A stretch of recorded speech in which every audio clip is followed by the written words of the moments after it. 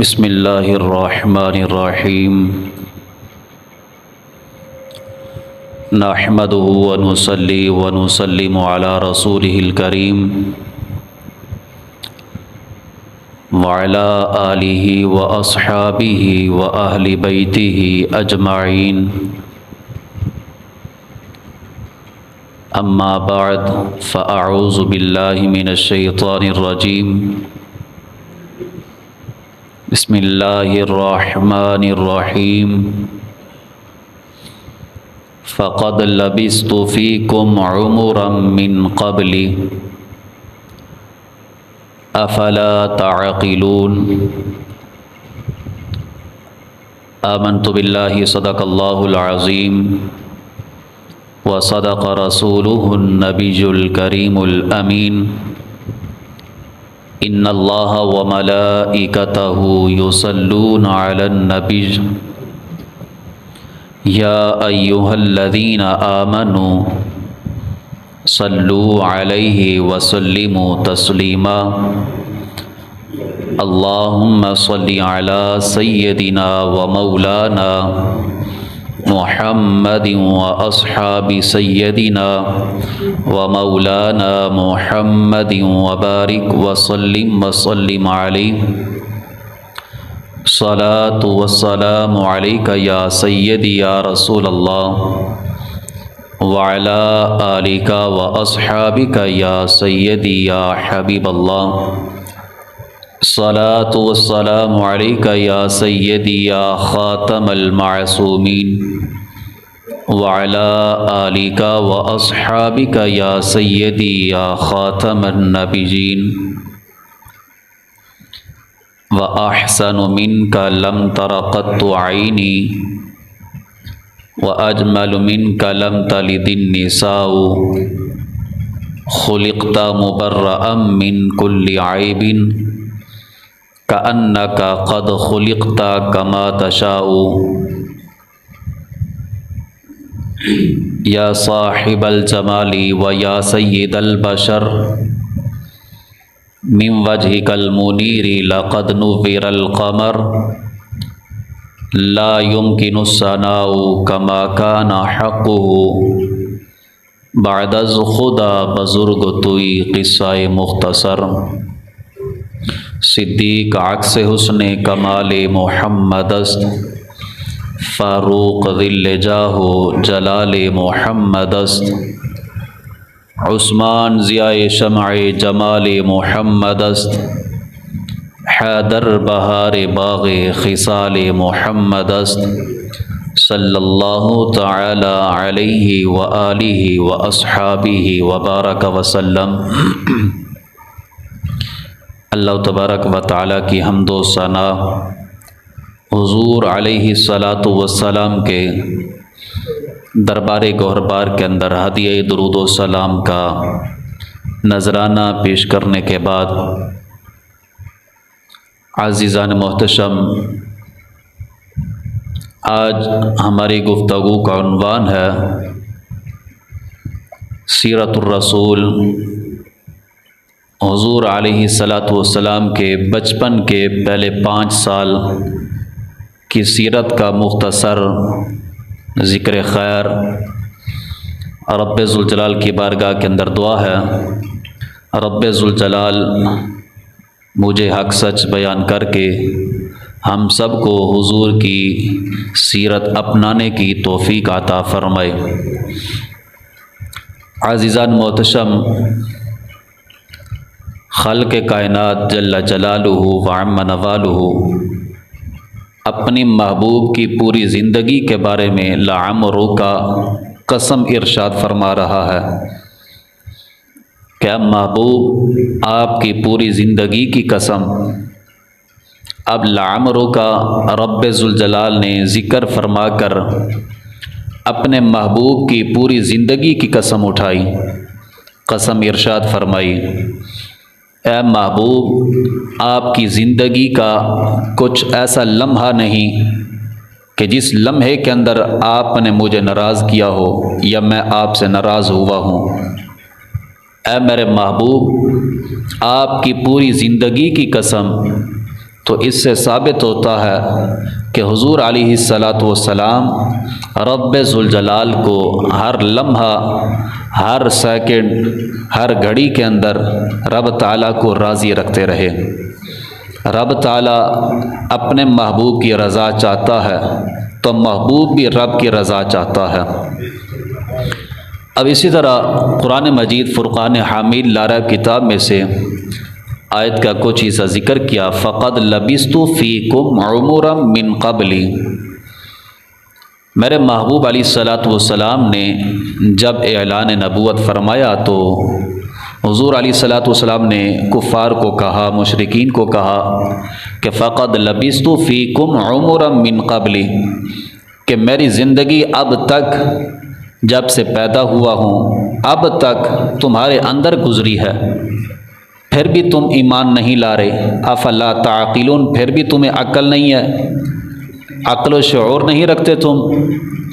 اب حضور علیہ الصلاۃ والسلام یہ ان کو اپنی زندگی کا جو ہے وہ دن دن یاد کروا رہے تھے، مہینہ مہینہ یاد کروا رہے تھے، سال سال یاد کروا رہے تھے۔ محبوب علیہ الصلاۃ والسلام اپنی زندگی کی ہر ایک سیکنڈ، ہر ایک لمحہ، ہر ایک گھڑی اپنی جو ہے وہ کفار کو یاد کروا رہے تھے کہ اے کفار و مشرکین، تمہیں پتہ نہیں کہ میں ہر گھڑی کے اندر تمہارے سامنے رہا، میری ساری زندگی تمہارے سامنے گزری، تمہارے اندر گزری، تو اس لیے میری ہر زندگی کا ہر لمحہ اٹھا کر دیکھ لو۔ اگر وہ شریعت کے مخالف ہو، اگر وہ تمہارے جو ہے وہ اصولوں کے خلاف ہو تو پھر بتاؤ، اگر کوئی میرا طور طریقہ وہ صحیح نہ ہو تو پھر بتاؤ۔ میرے محبوب علیہ الصلاۃ والسلام نے یہ سارا ذکر قرآن پاک کے اندر رب ذوالجلال نے فرمایا فقد لبثت فیکم عمرا من قبلی، کہ محبوب کی زندگی کا مکمل عرصہ دیکھ لو تمہارے اندر گزرا۔ افلا تعقلون، کیا تم پھر بھی عقل نہیں رکھتے؟ اسی طرح رب ذوالجلال نے اپنے محبوب علیہ الصلاۃ والسلام، آپ کی شان تو بلند فرمانے والا ہے، اے محبوب آپ کی بعد میں آنے والی گھڑی پہلی سے کہیں زیادہ بہتر ہوگی، وَلَلْآخِرَةُ خَيْرٌ لَكَ مِنَ الْأُولَىٰ۔ اب یہی وہ گھڑی ہے کہ میرے محبوب علیہ الصلاۃ والسلام، آپ کی وہ گھڑی جو میرے محبوب کی ولادت ہوئی۔ اب ایک منٹ گزرا، دوسرا منٹ گزرا تو پہلے منٹ سے کہیں زیادہ بہتر دوسرا منٹ آ گیا۔ اب ایک گھنٹہ گزرا، اس سے کہیں زیادہ بہتر جو گھنٹہ دوسرا ہے وہ آ گیا۔ اسی طرح جس طرح میرے محبوب کا زمانہ حیات گزرتا گیا، رب تعالیٰ فرماتا وَلَلْآخِرَةُ خَيْرٌ لَكَ مِنَ الْأُولَىٰ، اے محبوب آپ کے بعد میں آنے والی جو گھڑی ہے وہ پہلے سے کہیں زیادہ بہتر ہوگی۔ اب میرے محبوب علیہ الصلاۃ والسلام، آپ کا مقام حبیب اور نورانیت مصطفیٰ، میرے محبوب علیہ الصلاۃ والسلام آپ کا مقام کیا ہے؟ رب کے محبوب ہیں، اور ان کا جو نورانیت ہے میرے محبوب علیہ الصلاۃ والسلام کی تو وہ کتنی قوی ہے۔ حضرت ابراہیم خلیل اللہ علیہ الصلاۃ والسلام آپ کو جب نار کے اندر ڈالا گیا تھا، اس آگ کے اندر ڈالا گیا تھا، تو نمرود نے جب حضرت ابراہیم علیہ الصلاۃ والسلام کو آگ کے اندر ڈالا تو وہ آگ حضرت ابراہیم علیہ الصلاۃ والسلام کے لیے گلزار بنی۔ اب وہ آگ جو گلزار بنی، حقیقت میں تو کچھ اور اس کے پس منظر کچھ اور سبب تھا کہ وہ آگ گلزار کیوں بنی۔ وہ حضرت یونس مچھی کے پیٹ کے اندر گیا تو وہ مچھی کے پیٹ کے اندر بھی صحیح سلامت رہے، تو اس کے پیچھے ایک اور علیحدہ سبب ہے۔ اور اسی طرح حضرت نوح علیہ الصلاۃ والسلام کی کشتی یہ طوفان کے اندر رہی تو یہ صحیح سلامت رہی، تو ایک سبب تھا۔ یہ سارے اسباب ہیں۔ حضرت ابراہیم علیہ الصلاۃ والسلام آپ جب نار کے اندر گئے تو وہ گلزار بنی، اور اسی طرح جب میرے محبوب علیہ الصلاۃ والسلام کی ولادت کا وقت ہوا تو آپ کی نورانیت کا کیا کمال ہے، کتنی طاقت رکھتی ہے۔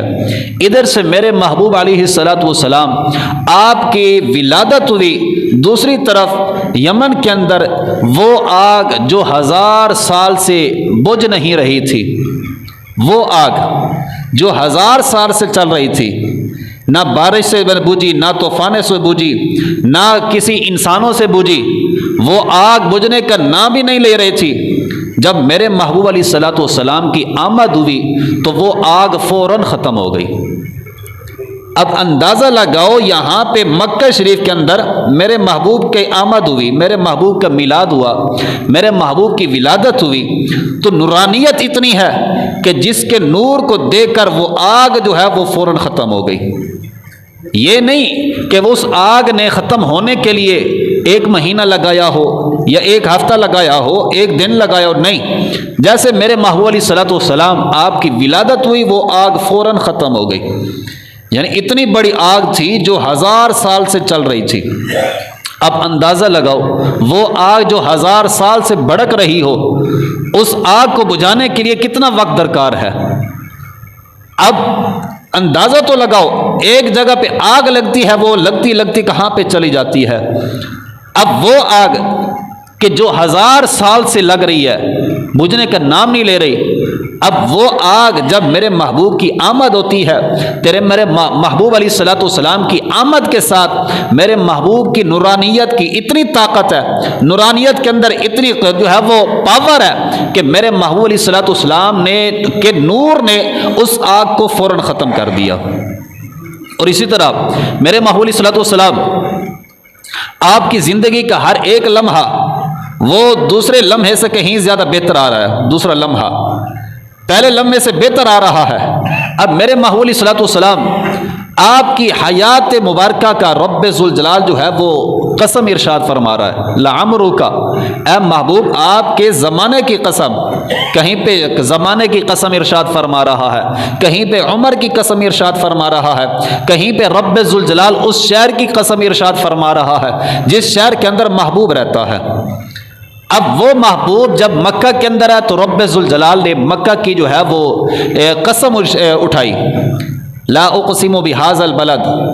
اب یہ صورت جو ہے یہ مکی ہے، تو قاضی عیاض مالکی رحمۃ اللہ تعالی علیہ آپ فرماتے ہیں جب میرے محبوب علیہ الصلوۃ والسلام نے مکہ سے ہجرت فرما کر مدینہ طیبہ جب تشریف لے کے گئے تو وہ قسم ساتھ ہی میرے محبوب کے ساتھ چلی گئی، یعنی جو مکہ کی قسم تھی اب وہ مدینہ کی طرف چلی گئی۔ اے محبوب آپ کے شہر مدینہ کی قسم، پہلے تو مکہ کے اندر رہتے تھے تو صورت بھی مکی ہے، اب وہ قسم جو ہے مدنی بن گئی، یعنی آپ محبوب جہاں جس شہر کے اندر رہتے ہو، وہ مدینہ ہو یا مکہ ہو، آپ کے شہر کی قسم، آپ کی عمر کی قسم۔ اب رب ذوالجلال یہ سارا جو ہے وہ تذکرہ فرما رہا ہے اپنے محبوب کے میلاد پہ۔ اور اسی طرح میرے محبوب علیہ الصلوۃ والسلام آپ نے یہ جو زندگی بسر کی اور اس کے وقت جو میرے محبوب کا میلاد ہوا، اس وقت سے لے کر میرے محبوب علیہ الصلوۃ والسلام کے اعلان نبوت تک یہ سارا زمانہ میرے محبوب علیہ الصلوۃ والسلام کی ساری عمر یہ روز روشن کی طرح واضح ہے کہ ہر ایک لمحہ اٹھا کر دیکھ لو، میرے محبوب علیہ الصلوۃ والسلام نہ زبان دراز تھے، نہ کہ فضول گوئی کرنے والے تھے، میرے محبوب علیہ الصلوۃ والسلام نہ کسی سے فضول باتیں کرتے تھے، نہ کسی سے شرارتیں کیا کرتے تھے، میرے محبوب علیہ الصلوۃ والسلام اچھے اخلاق کے مالک تھے، میرے محبوب علیہ الصلوۃ والسلام حسن اخلاق والے تھے، میرے محبوب علیہ الصلوۃ والسلام بڑے نرم دل والے تھے، میرے محبوب علیہ الصلوۃ والسلام آپ کا ذکر خیر اٹھا کر دیکھیں، سیرت کی کتابوں کو اٹھا کر دیکھیں کہ بندے کے آنکھوں سے آنسو جاری ہو جاتے ہیں کہ میرے محبوب علیہ الصلوۃ والسلام کے اتنا حسین و جمیل جو وقت گزرا ہے کہ پھر بھی وہ کفار و مشرکین کلمہ پڑھنے کے لیے تیار نہیں ہے۔ اب میرے محبوب علیہ الصلوۃ والسلام آپ کی جب جلوہ گری ہوئی تو اس وقت حضور علیہ الصلوۃ والسلام حضرت عباس رضی اللہ تعالی عنہ حضور کے چچا ہیں، آپ روایت فرماتے ہیں، عرض کرتے ہیں یا رسول اللہ صلی اللہ علیہ وسلم، میرے محبوب کی بارگاہ کے اندر بیٹھے ہیں مدینہ شریف کے اندر، عرض کرتے ہیں یا رسول اللہ صلی اللہ علیہ وسلم، مجھے جس چیز نے ابھارا ہے ایمان لانے کی طرف وہ ایک چیز ہے، یا رسول اللہ صلی اللہ علیہ وسلم وہ ایک چیز ہے جو مجھے بارہا ابھارتی رہی کہ میں ایمان قبول کر لوں۔ میرے محبوب صلی اللہ علیہ وسلم نے فرمایا اے میرے چچا بتاؤ وہ کیا ہے؟ حضرت عباس رضی اللہ تعالی عنہ آپ عرض کرتے ہیں یا رسول اللہ صلی اللہ علیہ وسلم، جب آپ پیدا ہوئے تھے، جب آپ کا میلاد ہوا، جب سے آپ کی ولادت ہوئی، آپ پگھوڑے کے اندر تشریف فرما تھے۔ کس کے اندر؟ جھولے کے اندر آپ تشریف فرما تھے۔ تو یا رسول اللہ صلی اللہ علیہ وسلم میں نے عجیب نظارہ دیکھا، تعجب والا ایک نظارہ دیکھا۔ کیا دیکھتا ہوں؟ عرض کرتے ہیں رأیتک فی المہد تناغی القمر، عرض کرتے یا رسول اللہ صلی اللہ علیہ وسلم میں دیکھتا ہوں کہ آپ لیٹے ہوئے پگھوڑے کے اندر ہیں، لیکن چاند سے جو ہے وہ باتیں کر رہے ہیں، چاند کی طرف اشارہ کرتے ہیں، جس طرف آپ کی انگلی جاتی ہے یا رسول اللہ صلی اللہ علیہ وسلم آپ کی انگلی جس طرف جاتی ہے چاند بھی اسی طرف جھک جاتا تھا۔ آپ کی انگلی جس طرف جاتی ہے، یعنی آپ جو ہیں وہ چاند سے سرگوشیاں کر رہے تھے، باتیں کر رہے تھے۔ یا رسول اللہ صلی اللہ علیہ وسلم مجھے سب سے جو تعجب میں ڈالنے والی جو چیز ہے ایمان لانے کے بارے میں، جو مجھے بارہا کہہ رہے تھے کہ ایمان لے کے آؤ، وہ یہی چیز ہے کہ آپ پگھوڑے کے اندر تشریف فرما تھے، پگھوڑے کے اندر تشریف فرما کر بھی آپ چاند سے باتیں کر رہے تھے۔ اب دیکھو وہ ہستی کہ جو چاند سے پگھوڑے کے اندر رہ کر بھی اس وقت چاند سے کھیل رہے ہوں، چاند ان کا کھلونا بن چکا ہو۔ اب اندازہ لگاؤ جن کا کھلونا نور کا ہو، جن کا کھلونا نور کا بن جائے، اب اس ہستی کا عالم کیا ہوگا، اس ذات کا مقام کیا ہوگا؟ جن کا کھلونا نور کا ہے، اب اس ہستی کا مقام کیا ہوگا؟ میرے محبوب علیہ الصلوۃ والسلام آپ کو جب یہ عرض کر رہے ہیں فحیث اشرت الیہ مال، یا رسول اللہ جس طرف میں دیکھ رہا تھا آپ کی انگلی اڑتی تھی، جس طرف آپ کی انگلی جاتی تھی چاند اسی طرف جھک جاتا تھا۔ اب اسی طرح میرے محبوب علیہ الصلوۃ والسلام سے عرض کر رہے ہیں، جب یہ عرض کر کے بات کو ختم کیا تو عرض کرتے ہیں یا رسول اللہ صلی اللہ علیہ وسلم آپ چاند کی طرف انگلیاں بھی کر رہے تھے اور آپ تبسم بھی فرما رہے تھے، فمال، اور آپ تبسم بھی فرما رہے تھے۔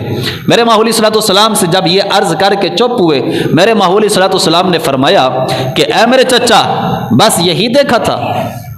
اب دیکھو آج لوگ کہتے ہیں جی حضور علیہ الصلوۃ والسلام کو 40 سال کے بعد پتہ چلا کہ میں نبی ہوں، معاذ اللہ۔ اب یہ دیکھو میرے محبوب علیہ الصلوۃ والسلام پگھوڑے کے اندر تشریف فرما ہے، میرے محبوب علیہ الصلوۃ والسلام اپنے چچا کو کیا کہہ رہے ہیں؟ اے میرے چچا بس یہی نظارہ دیکھا تھا۔ ابھی کچھ دن کے ہیں، کچھ وقت کے ہیں، میرے محبوب علیہ الصلوۃ والسلام بظاہر حیات کے اندر، زمانے کے اندر کچھ ہی لمحہ گزرا ہے، زمانہ ظاہری کے اندر میرے محبوب علیہ الصلوۃ والسلام پگھوڑے کے اندر ہے۔ میرے محبوب نے فرمایا اے میرے چچا بس یہی دیکھا تھا؟ عرض کی جی یا رسول اللہ میں نے یہی دیکھا ہے۔ میرے محبوب علیہ الصلوۃ والسلام نے فرمایا کہ انی کنت احدثہ ویحدثنی، اے میرے چچا وہ چاند مجھ سے باتیں کرتا تھا، میں چاند سے باتیں کرتا تھا۔ کیا یہ نہیں دیکھا؟ چاند مجھ سے باتیں کرتا رہتا، میں چاند سے باتیں کرتا تھا۔ اب دیکھو میرے محبوب کا یہ کمال ہے کہ پگھوڑے کے اندر جلوہ افروز ہو کر بھی اتنے دور چاند سے بھی باتیں کر رہے ہیں، اور چاند وہ حضور علیہ الصلوۃ والسلام کو اپنی باتیں سنا رہا ہے۔ میرے محبوب علیہ الصلوۃ والسلام 1 سال 2 سال کی مسافت نہیں، 500 سال کی مسافت ہے جو چاند کھڑا ہے، پہلے آسمان پہ چاند ہے، اتنا دور چاند ہو کر 500 سال کی مسافت ہے۔ میرے محبوب علیہ الصلوۃ والسلام مکہ شریف کے اندر رہ کر ابھی تھوڑے سے وقت کی عمر ہے، میرے محبوب علیہ الصلوۃ والسلام چاند کی بولی بھی سمجھ رہے ہیں، چاند سے باتیں بھی کر رہے ہیں، اور جو وہ بات کرتا ہے میرے محبوب علیہ الصلوۃ والسلام اس کی باتوں کو سن بھی رہے ہیں۔ میرے محبوب نے فرمایا اے میرے چچا کیا آپ نے اس بات کو نہیں دیکھا کہ میں جو باتیں کر رہا تھا، کیا اس کو نہیں سنا آپ نے؟ میں چاند سے باتیں کرتا تھا، چاند مجھ سے باتیں کرتا رہتا تھا۔ اسی طرح میرے محبوب علیہ الصلوۃ والسلام نے فرمایا وَيُلْهِينِي عَنِ الْبُكَاءِ، میرے محبوب علیہ الصلوۃ والسلام نے فرمایا کہ جب میں رونے لگتا تو چاند جو ہے وہ مجھے رونے نہیں دیتا تھا، یعنی مجھے بارہا کھلاتا رہتا تھا، یعنی چاند جو ہے وہ میرا کھلونا بنا ہوا تھا، مجھے اس طرف جانا ہی نہیں دیتا تھا کہ چاند میرا کھلونا بن گیا تھا۔ اب جس کا کھلونا چاند ہو کہ وہ نور جس کے بارے میں رب ذوالجلال نے قرآن کے اندر ارشاد فرمایا کہ وجعل القمر کہ چاند کے بارے میں نور کا لفظ رب ذوالجلال نے قرآن کے اندر بولا کہ چاند جو ہے یہ نور ہے۔ اب وہ چاند کہ جو پہلی تاریخ ہوتی ہے تو ہلال ہوتا ہے، پھر بدر بنتا ہے، پھر کمال بنتا ہے، پھر اس پہ زوال آتا ہے۔ اب جس پہ زوال آ جاتا ہے ہم اسے نور تسلیم کر لیتے ہیں۔ چاند کے اوپر زوال آتا ہے، پہلے ایک تاریخ ہوتی ہے ہلال ہوتا ہے، پھر بدر بنتا ہے، پھر جو ہے وہ کمال بن جاتا ہے، 14ویں کا چاند بن جاتا ہے، پھر اس کے اوپر زوال آ جاتا ہے۔ جب زوال آتا ہے تو پھر وہ چاند جس کو ہم نور کہہ رہے ہیں، اس چاند کو ہم نور کہتے ہیں کہ جو چاند مدینہ کے اندر تشریف فرما ہے، جو چاند مکہ کے اندر تشریف فرما ہے، جس چاند کو گرن نہیں لگتا، جس چاند کو زوال نہیں آتا، جس چاند کے سامنے کوئی پردہ آ جائے تو اس کی برکتیں ختم نہیں ہوتی، اس پردوں کو سائڈ پہ کر کے اپنی برکتوں کو لٹا رہا ہے۔ جب اس چاند کی باری آتی ہے ہم کہتے ہیں وہ نور نہیں ہو سکتے۔ جس چاند کے اوپر زوال آ جاتا ہے ہم اس کو نور تسلیم کر رہے ہیں، جس چاند کے اوپر زوال نہیں آتا ہم اس کو نور تسلیم کرنے پہ راضی نہیں۔ میرے محبوب علیہ الصلوۃ والسلام، آسمانی چاند وہ ہے کہ جو چمکتا تو ہے لیکن قرآن نہیں پڑھتا، جو چمکتا ہے لیکن مصلی پہ نہیں آتا، جو چمکتا ہے لیکن لوگوں کو کلمہ نہیں پڑھاتا، وہ چاند آسمان پہ چمکتا ہے لیکن وہ بدر کے اندر نہیں جاتا، وہ آسمان چمکتا تو ہے لیکن لوگوں کو ہدایت نہیں دے سکتا، وہ چاند چمک رہا ہے لیکن میرے اور آپ کے محبوب ایسے چاند ہیں جو چمک بھی رہے ہیں اور چمکتے ہوئے لوگوں کو منور بھی فرما رہے ہیں، وہ ایسے چاند ہے جو چمک بھی رہے ہیں اور لوگوں کے دلوں کے اندر ایمان کی جو دولت ہے وہ بھی ڈال رہے ہیں۔ میرے محبوب علیہ الصلوۃ والسلام ایسے چاند ہے جو چمک بھی رہے ہیں اور مصلی پہ کھڑے ہو کر رب تعالیٰ کی عبادت بھی فرما رہے ہیں۔ میرے محبوب وہ چاند ہے جو چمک بھی رہے ہیں اور بدر کے اندر بھی جو ہے وہ شامل ہیں۔ میرے محبوب علیہ الصلوۃ والسلام وہ چاند ہے جس چاند کو زوال نہیں آتا، جس چاند کو عروج ہی عروج آتا ہے، جس کے بارے میں رب ذوالجلال نے فرمایا وَلَلْآخِرَةُ خَيْرٌ لَكَ مِنَ الْأُولَىٰ، جس کے بارے میں رب ذوالجلال نے یہ ارشاد فرمایا کہ وَرَفَعْنَا لَكَ ذِكْرَكَ، اے محبوب ہم نے آپ کے ذکر کو آپ کے لیے بلند کر دیا ہے۔ اب بتاؤ اس چاند کو کیا نور تسلیم کرتے ہوئے ہمیں کیا جھجک محسوس ہوتی ہے کہ جس کا کھلونا نور کا بن گیا ہو، اب وہ کیسے نور کا نہیں ہو سکتا؟ اسی طرح میرے محبوب علیہ الصلوۃ والسلام آپ کا جب میلاد ہوا تو میلاد ہوتے ہی میرے محبوب علیہ الصلوۃ والسلام آپ کی والدہ ماجدہ حضرت آمنہ رضی اللہ تعالی عنہ آپ ارشاد فرماتی ہے کہ جب میرے بیٹے کا میلاد ہوا مجھ سے یہ جدا ہوئے، آپ فرماتی ہیں کہ مجھ سے نور نکلا۔ کیا نکلا؟ نور نکلا۔ حدیث پاک کے اندر آتا ہے واقعات کی سیرت کی کتب کے اندر کہ جب آپ نے یہ ارشاد فرمایا کہ مجھ سے نور نکلا، اس نور کے ذریعے میں نے شام کے محلات کو دیکھ لیا۔ ایک یہ آتا ہے کہ جب وہ نور نکلا تو دن جو ہے وہ سارا علاقہ منور ہوا تو میں نے مشرق اور مغرب کو دیکھ لیا۔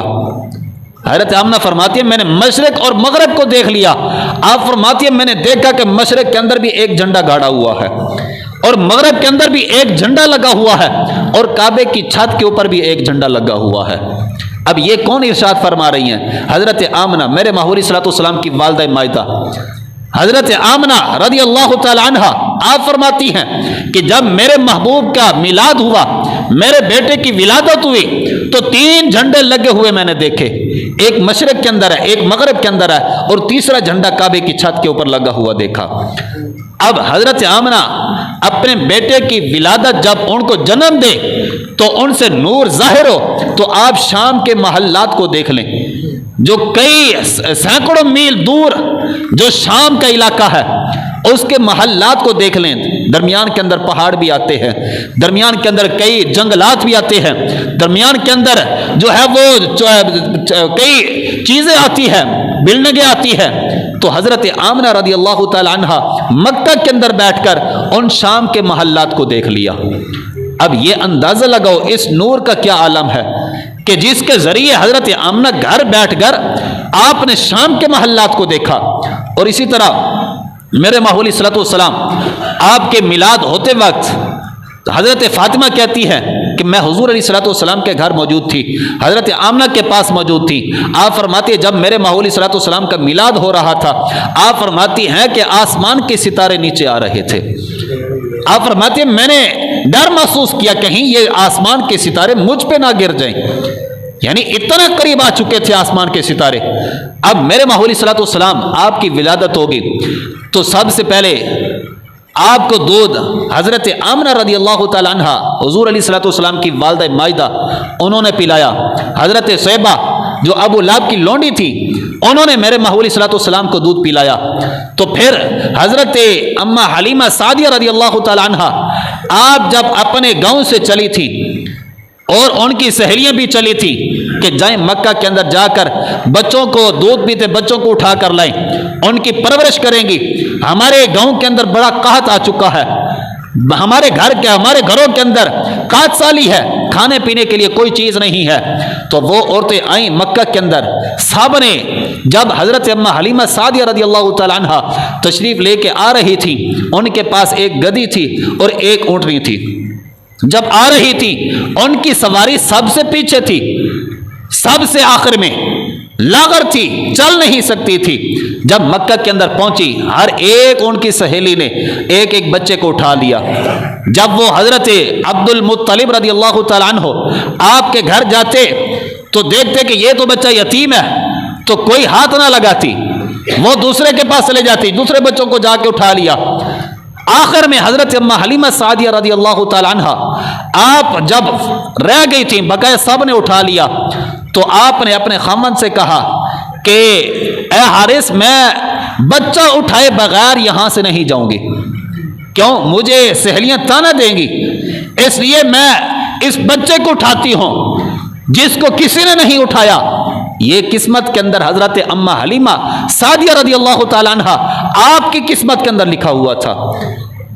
کتب کے اندر آتا ہے کہ جب حضور علیہ الصلوۃ والسلام کا میلاد ہوا تو رب ذوالجلال آپ نے مخلوق کی طرف فرمایا کہ کون ہے جو میرے محبوب کی پرورش کرے۔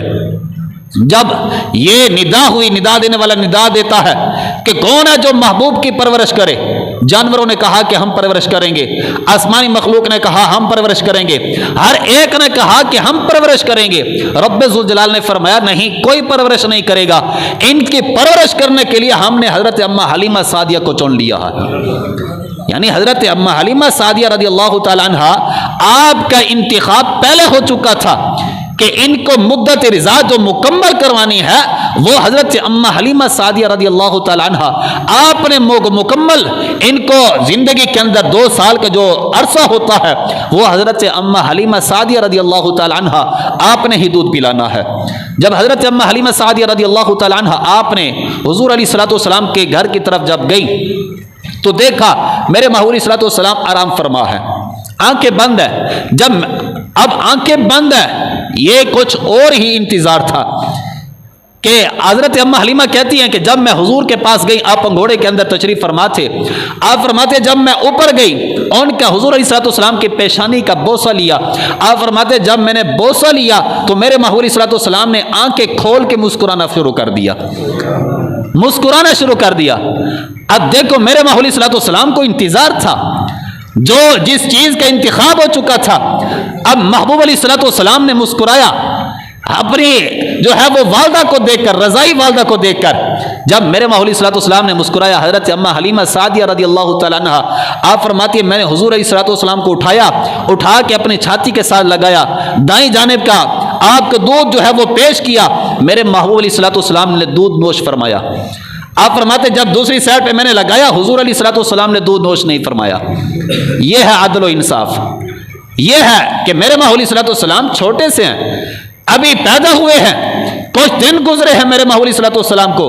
میرے محبوب علیہ الصلوۃ والسلام اس وقت بھی بتا رہے تھے کہ میں عدل و انصاف کرنے کے لیے آیا ہوں، کہ جب ایک مقام تھا کہ جب میرے محبوب علیہ الصلوۃ والسلام مال غنیمت تقسیم فرما رہے تھے تو ایک منافق نے کہا تھا اے عدل یا محمد، اے محمد عدل کرو۔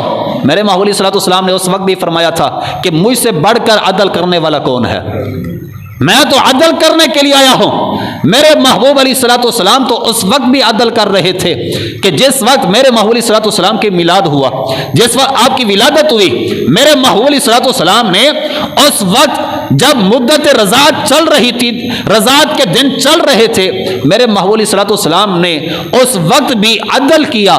کیوں؟ حضرت اما حلیمہ سعدیہ رضی اللہ تعالی عنہ، آپ کا ایک اور بیٹا بھی تھا جو آپ کے بطن سے تھا۔ میرے محبوب علیہ الصلوۃ والسلام نے فرمایا میرا ایک سائڈ کا حق ہے، دوسرا جو حق ہے وہ میرے بھائی کا ہے۔ اب حضور علیہ الصلوۃ والسلام نے اس وقت بھی یہ بتا دیا کہ بعد میں آنے والوں اپنا حق کھایا کرو، دوسروں کا حق نہیں کھانا۔ آج ہم کس کس کا حق کھا جاتے ہیں؟ اپنے بہنوں کا حق کھا جاتے ہیں، اپنی بیٹیوں کا حق کھا جاتے ہیں، اپنے بھائیوں کا حق کھا جاتے ہیں، پتہ نہیں ہوتا۔ میرے محبوب علیہ الصلوۃ والسلام نے پیدا ہوتے ہی یہ ثابت کر دیا کہ اے میرے امتیو، میں نے پیدا ہوتے ہی یہ تمہیں بتا دیا کہ اپنا حق کھانا ہے، کسی کا حق نہیں مارنا، کسی کے حق کے اوپر جو ہے وہ قبضہ نہیں کرنا، کسی کی جائیداد کے اوپر قبضہ نہیں کرنا، اپنا حق لینا ہے۔ اپنا حق لوگے تمہاری زندگی بھی اچھی گزر جائے گی، تمہاری آخرت بھی بہتر ہو جائے گی۔ اگر تم کسی کا حق مارو گے، خدا کی قسم تمہاری زندگی بھی برباد ہو جائے گی، تمہاری قبر بھی برباد ہو جائے گی، اور تمہاری آخرت بھی بہتر نہیں ہوگی۔ اب یہ ہے کہ جو بندہ دنیا کے اندر کسی کا حق کھاتا ہے تو کل قیامت والے دن ایک پیسے کے بدلے انسان کو کئی نیکیاں دینے پڑیں گی۔ انسان کو اپنی زندگی کی کئی سال کی ایک بندے کو ایک پیسے کے بدلے نیکیاں دینی پڑیں گی۔ اب بتاؤ کیا ہمارے پاس اتنی نیکیاں ہیں؟ اگر 1 روپیے کے بدلے 40 سال کی جو ہماری نمازیں ہیں وہ چلی جائیں، اب بتاؤ ہم 40 سال نماز پڑھتے ہیں؟ 40 سال ہماری نمازیں ہیں کہ نہیں؟ اگر نہیں تو ہم کسی کا پیسہ کیوں کھا رہے ہیں؟ اگر ہمارے پاس اتنی نیکیاں نہیں ہے، ہم کسی کی جائیداد پہ اوپر کیوں قبضہ کر جاتے ہیں؟ ہمارے پاس اگر اتنی نیکیاں نہیں ہے، ہم اپنی بیٹیوں کا حق کیوں کھا جاتے ہیں؟ اگر ہمارے پاس اتنی نیکیاں نہیں ہے، ہم اپنی بیٹیوں کا، اپنی بہنوں کی وراثت کا حق کیوں کھا جاتے ہیں؟ ان کو کیوں نہیں دیتے؟ اگر والد نہیں دیتا قبر کے اندر وہ جواب دہ ہوگا۔ اگر اپنی بیٹیوں کا حق والد نہیں دیتا قبر کے اندر اس نے جواب دینا ہے۔ کیوں؟ شریعت نے یہ حق مقرر کیا ہے کہ بیٹیوں کو اس کا حق ادا کرو۔ اگر ادا نہیں کرو گے قبر کے اندر اس کا سوال ہوگا، محشر کے دن اس کا سوال ہوگا، سوال کا جواب دینا پڑے گا۔ اگر جواب نہ دے سکو گے تو رب ذوالجلال اس کے اوپر سزا دے گا۔ پھر اگر بھائی نہیں دیتے وراثت میں سے کوئی حق تو پھر کل قیامت والے دن رب ذوالجلال اس پہ اوپر جو ہے وہ پکڑ کرے گا، تم نے اپنی بہنوں کا حق کیوں کھایا تھا؟ اگر ایک قریبی دوست، قریبی جو ہے وہ پڑوسی اپنی پڑوسی کا حق کھاتا ہے تو کل قیامت والے دن رب ذوالجلال اس کی پکڑ فرمائے گا۔ اگر کوئی ایک بندہ کسی کے جائیداد کے اوپر ناجائز قبضہ کرتا ہے، کل قیامت والے دن اس کی بھی پکڑ ہوگی۔ میرے محبوب علیہ الصلوۃ والسلام نے یہ ثابت کیا کہ عدل کیا کہ میں کسی کا حق کھانے کے لیے نہیں، حق دلوانے کے لیے میں آیا ہوں۔ جس کے اوپر ظلم ہو رہا ہے اس مظلوم کا ساتھ دینے کے لیے آیا ہوں، اور ظالم کو نیز کرنے کے لیے آیا ہوں۔ میرے محبوب علیہ الصلوۃ والسلام نے اس وقت یہ ثابت کر دیا۔ اب حضرت اما حلیمہ سعدیہ رضی اللہ تعالی عنہ آپ فرماتی ہیں کہ جب میں حضور علیہ الصلوۃ والسلام کو اٹھا کر اپنے خیمے کی طرف آئی تو میرے جہاں خامد موجود تھے۔ آپ فرماتے ہیں کہ جب میں حضور علیہ الصلوۃ والسلام کو اٹھا کر اپنے خیمے کے اندر آئی تو آپ فرماتے ہیں میں نے حضور علیہ الصلوۃ والسلام کو دودھ دیا، حضور علیہ الصلوۃ والسلام نے نوش فرمایا۔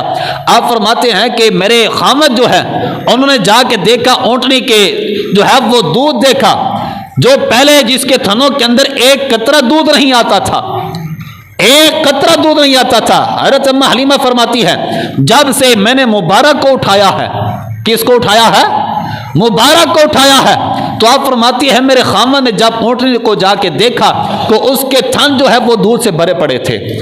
آپ فرماتے ہیں انہوں نے خود بھی سیراب ہو کر پیا اس اونٹنی کا دودھ، مجھے بھی سیراب ہو کر پلایا۔ آپ فرماتی ہیں کہ جب میرے چھاتی کے اندر دودھ نہیں ہوتا تھا، جب سے میں نے حضور کو اٹھایا ہے میرے چھاتی کے اندر بھی اتنا دودھ آیا۔ آپ فرماتی ہیں کہ میرے حضور علیہ الصلوۃ والسلام نے بھی سیر ہو کر پیا، اور میرے جو بطن سے جو بیٹے ہیں انہوں نے بھی سیر ہو کر پیا۔ اب وہ اونٹی، اب حضرت اما حلیمہ سعدیہ رضی اللہ تعالی عنہ آپ نے اپنے گاؤں کی طرف روانہ ہونا ہے۔ تو حضرت امہ حلیمہ سعدیہ رضی اللہ تعالیٰ عنہ آپ نے اپنے خاوند سے عرض کیا اب ہم جانے لگے ہیں. تو میں نے کتب کے اندر پڑھا کہ حضرت امہ حلیمہ کہتی ہیں، عرض کرتی ہیں اپنے خاوند سے، ہم کیوں نہ کعبہ شریف کا طواف کر لیں. آپ جب طواف کر رہی ہیں، طواف کرتے ہوئے جب حجر اسود کے پاس پہنچی تو میرے محمود علیہ الصلوۃ والسلام آپ کے حضرت امہ حلیمہ سعدیہ آپ نے حجر اسود کا بوسہ لے لیا. جب آپ نے لے لیا، حضور علیہ الصلوۃ والسلام کو آگے کرنا چاہا، حجر اسود خود آگے ہو کے حضور علیہ الصلوۃ والسلام کا بوسہ لے لیا. حضور نے بوسہ نہیں لیا، حجر اسود نے بوسہ لیا. کیوں؟ ان کو پتہ ہے کہ یہ وہ ہستی ہے جو ساری کائنات کی مالک ہے، جو ساری کائنات کے اصل ہے، جن کی وجہ سے ساری کائنات کو بنایا گیا. اب حجر اسود نے آگے بڑھ کے میرے محمود علیہ الصلوۃ والسلام کا بوسہ لے لیا. اب یہ وہ وقت ہے کہ ابھی میرے محمود علیہ الصلوۃ والسلام کے پہلا مہینہ دوسرا مہینہ چل رہا ہے. یہ تو اس وقت کے زمانے کی بات ہے. اب میرے محمود علیہ الصلوۃ والسلام کو اٹھا کر حضرت امہ حلیمہ سعدیہ رضی اللہ تعالیٰ عنہ آپ اپنے گاؤں کی طرف روانہ ہوتی ہیں اور آپ کے سہیلیاں بھی ساتھ ہوتی ہیں. اب وہ سواری، وہ گدی، وہ اونٹنی جو آتے وقت مکہ کی طرف سب سے پیچھے تھی، لاغر تھی، چل نہیں سکتی تھی، اب وہی اونٹنی سب سے آگے چل رہی ہے. اب وہی گدی وہ سب سے آگے چل رہی ہے. آپ کی سہیلیاں پوچھتی ہیں، اے حلیمہ بتا یہ وہی سواری ہے جب مکہ کی طرف آ رہے تھے جس سواری کے اوپر سوار تھی، یا کوئی اور ہے؟ حضرت امہ حلیمہ فرماتی ہے کہ یہ وہی سواری ہے، سواری وہی ہے لیکن سوار نیا آ چکا ہے. اس سوار کے صدقے یہ سواری تیز چل رہی ہے. اب سواری کے اندر جان آ چکی ہے. جو پہلے لاغر تھی اب مضبوط ہو چکی ہے، جو پہلے کمزور تھی اب اس کے اندر طاقت آ چکی ہے، اب فربہ ہو چکی ہے. اے حلیمہ یہ طاقت، یہ سواری تو ہمیں وہ نہیں لگتی. آپ فرماتی ہیں سواری وہی ہے، سوار نیا آ چکا ہے. اب حضرت امہ حلیمہ سعدیہ رضی اللہ تعالیٰ عنہ آپ جب اپنے گھر کے اندر جلوہ فروز ہوئی، اپنے گھر کے اندر لے کے حضور علیہ الصلوۃ والسلام کو گئی، تو میرے محمود علیہ الصلوۃ والسلام آپ کو جب گھر لے کے گئی تو حضرت امہ حلیمہ سعدیہ رضی اللہ تعالیٰ عنہ آپ کے گھر کے اندر برکت ہی برکت آ گئی. جو اونٹنی دودھ نہیں دیتی تھی اب وہ دودھ دینا شروع کر دی. بکریوں کے تھنوں کے اندر دودھ نہیں ہوتا تھا، اب وہ بکریاں جب چرنے جاتی ہے، چر کے جب واپس آتی ہے وہ موٹیاں بھی ہوتی ہے اور ان کے جو تھن ہوتے ہیں وہ دودھ سے بھرے ہوئے ہوتے ہیں. اب پڑوسیوں کے، ان کی سہیلیوں کے جو بکریاں چرنے کے لیے جاتی ہے، جب وہ واپس آتی ہے بھوکی بھی ہوتی ہے، ان کے تھنوں کے اندر دودھ بھی نہیں ہوتا. تو وہ اپنے نوکروں کو مارتے تھے، چرواہوں کے اوپر جو ہے وہ ان کو کہتے تھے، جھڑکتے تھے کہ کیا آپ کو نہیں پتا جہاں پہ حلیمہ کی بکریاں جو چرتی ہے وہاں پہ جا کے چرایا کرو. ان کو نہیں پتا کہ یہ بکریاں جا کے کس کی زیارت کرتی ہیں، کس کی زیارت کے ساتھ یہ اپنا پیٹ پالتی ہے، کس کی زیارت کے ساتھ یہ اپنے پیٹ کو جو ہے وہ فل کرتی ہے اور اپنی غذا بنا کے رکھا ہوا ہے. ان کو کیا پتا تھا کہ ان کے گھر کے اندر برکت آ چکی ہے، ان کے گھر کے اندر مبارک آ چکا ہے. اب میرے محبوب کی آمد کے ساتھ حضرت امہ حلیمہ سعدیہ رضی اللہ تعالیٰ عنہ آپ کا گھر جو ہے وہ منور ہو چکا تھا. رب ذوالجلال کی بارگاہ کے اندر دعا ہے رب ذوالجلال ہم سب کو حضور علیہ الصلوۃ والسلام کی سیرت اپنانے کی توفیق عطا فرمائے. وما علینا الا البلاغ.